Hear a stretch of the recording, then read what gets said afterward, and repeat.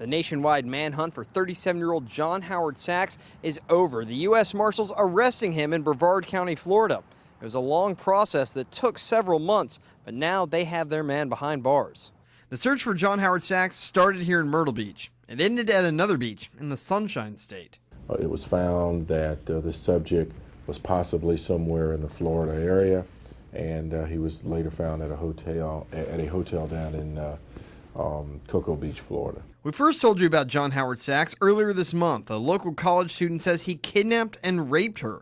Police tried to find Sachs but say he had disappeared from both his Carolina Forest home and Chez Joey, the gentleman's club where he worked. This case was turned over to us by the law enforcement officials down in Horry County.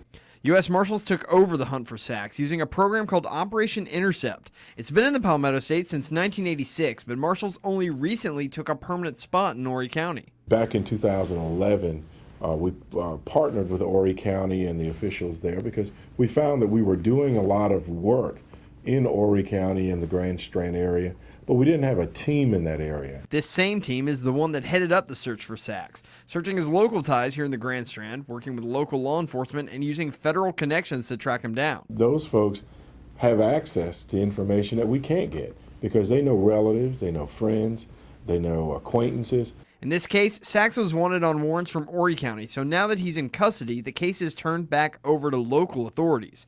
So the next step is to get Sachs before an Horry County judge. To do that, the Horry County Sheriff's Office has to go to Florida and get him. We will pick him up. You know, our department, our office will coordinate with the solicitor's office, so a deputy would go down there and pick him up.